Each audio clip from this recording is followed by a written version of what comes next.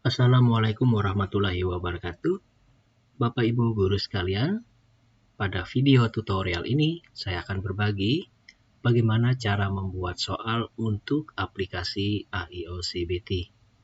Jadi AIO-CBT adalah sebuah aplikasi atau program perangkat lunak yang berfungsi untuk melaksanakan kegiatan penilaian. Baik, kita mulai saja untuk tutorialnya.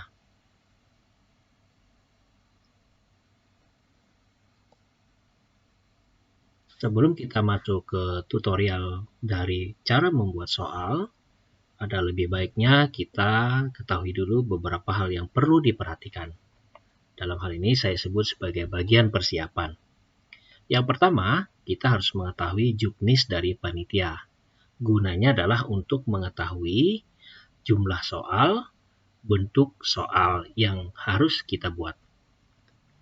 Yang kedua, kita bisa menggunakan aplikasi Microsoft Word atau bisa juga menggunakan Google Doc. Yang ketiga, kita siapkan juga bank soal yang akan kita gunakan dalam pembuatan soal nantinya. Mungkin jika bank soal yang sudah tersedia tidak memiliki kunci jawaban, maka sebaiknya disiapkan juga kunci jawabannya.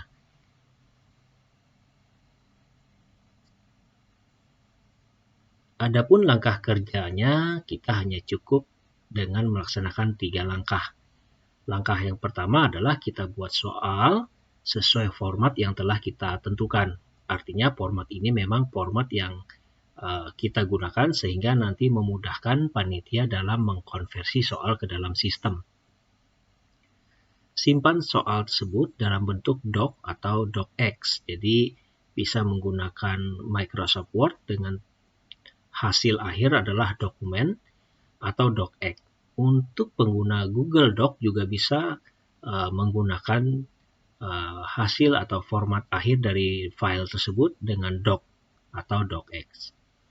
Setelah file kita simpan dan soal kita yakini sudah sesuai, maka kita kirim ke verifikator yang sudah diberikan tugas oleh kepanitiaan. Baik Bapak Ibu sekalian, mari kita lanjutkan pada tutorial bagaimana cara membuat soal.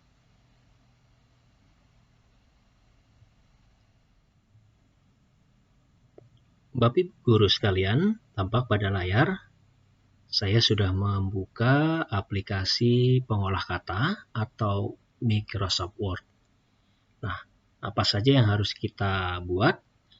Dalam hal ini, asumsinya adalah soal saya terdiri dari 40 butir soal pilihan ganda, kemudian 5 soal esai atau isian. Jadi jika dijumlah total dari soal saya adalah 45 butir. Baik, dalam penulisan soal atau dalam pembuatan soal, kita tidak perlu membuat kop surat atau logo apapun. Tidak perlu juga mengatur margin kiri, margin kanan, atau penomoran halaman.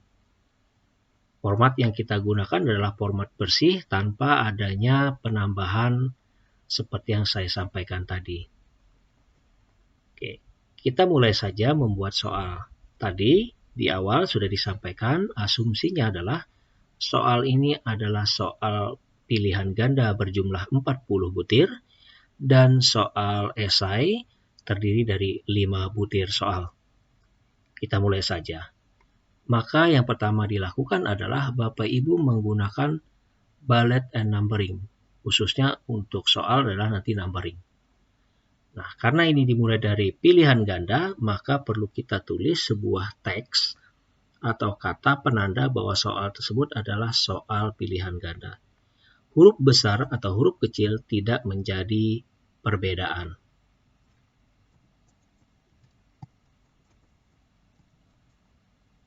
Tulisannya adalah sebagai berikut, multiple choice. Kemudian kita tekan enter.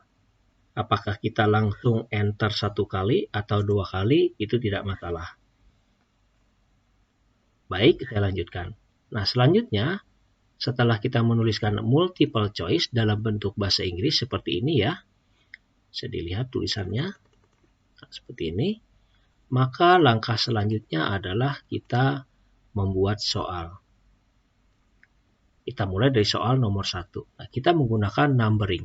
Berarti kita klik numbering seperti ini.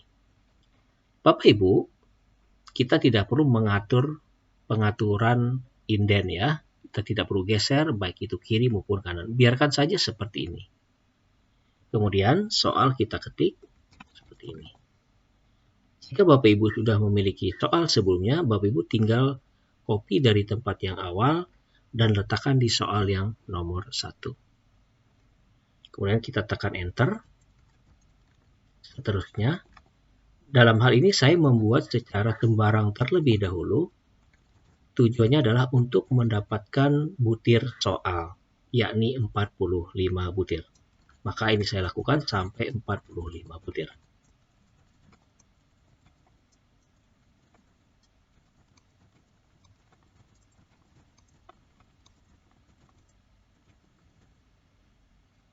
Nah, Bapak Ibu guru sekalian bisa dilihat bahwa soal saya adalah 45 butir.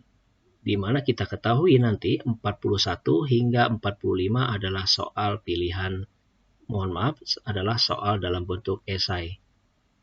Jadi dari 41 nanti sampai 45 adalah soal dalam bentuk esai atau isian. Dan 40 hingga ke 1 itu adalah soal dalam bentuk pilihan ganda.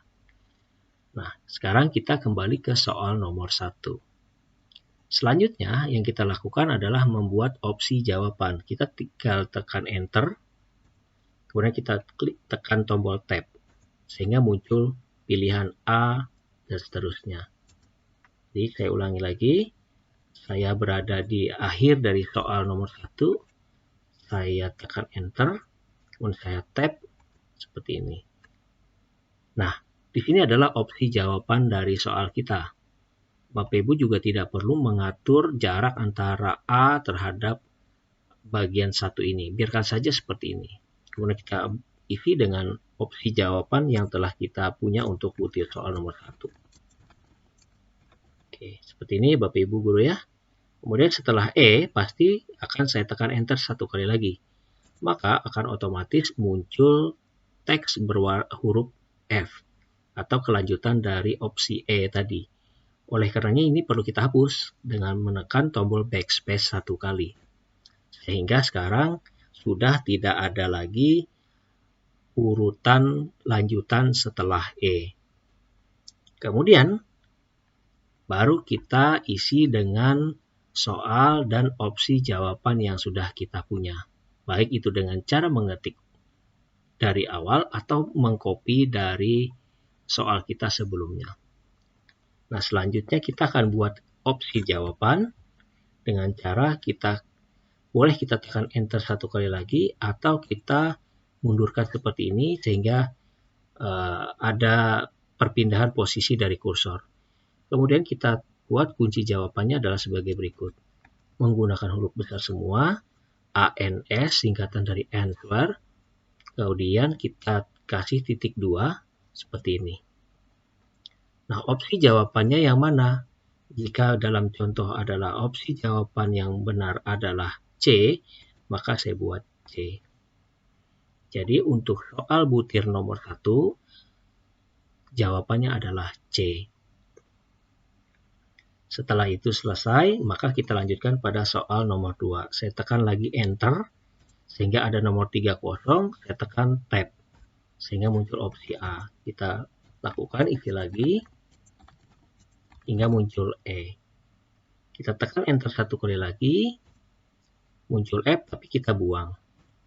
Kemudian saya tekan lagi 1 kali, baru kita ketik ANS, misalnya ini E. Seperti ini. Opsi jawaban A, B, C, D, E harus disesuaikan. Jika kita di sini membuatnya dalam huruf kecil semua, maka opsi jawaban di sini juga sebaiknya huruf kecil.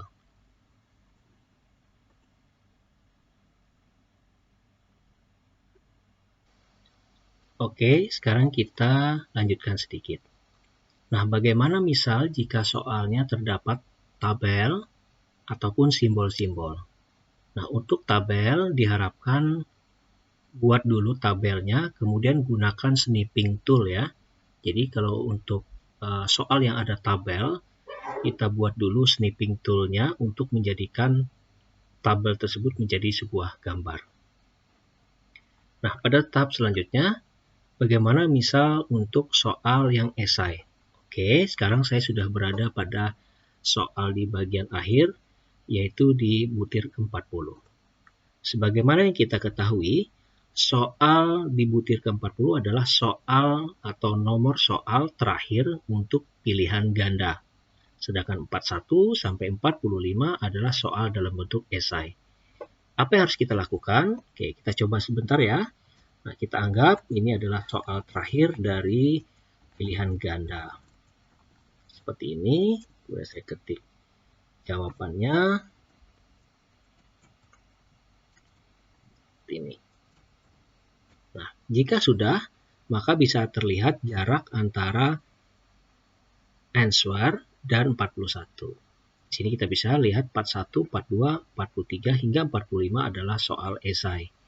Maka yang kita lakukan adalah kita kasih jarak lagi, boleh beberapa jarak ya, yang penting cukup jauh. Kemudian kita buat teks esai seperti ini.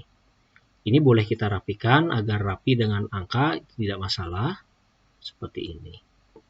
Nah, dari sini sistem sudah bisa membedakan mana yang multiple choice adalah nomor 1 hingga nomor 40. Kemudian untuk esai dikenal dari 41 hingga 45. Nah, tinggal kita ganti untuk soal esai. Nah, bedanya soal esai tidak perlu kunci jawaban. Jadi kita cukup menuliskan sebagai berikut. ANS.2. Jadi seperti ini ya. Soal esainya kita buat di sini. Kemudian kita tulis ANS.2. Ingat jarak antara huruf S dan titik 2 tanpa spasi. Begitu terusnya hingga butir soal yang terakhir. Demikian Bapak Ibu Guru, tutorial singkat ini semoga mudah untuk dipahami. Mohon diikuti dulu langkah-langkahnya dari awal. Terima kasih. Billahi taufiq wal hidayah. Assalamualaikum warahmatullahi wabarakatuh.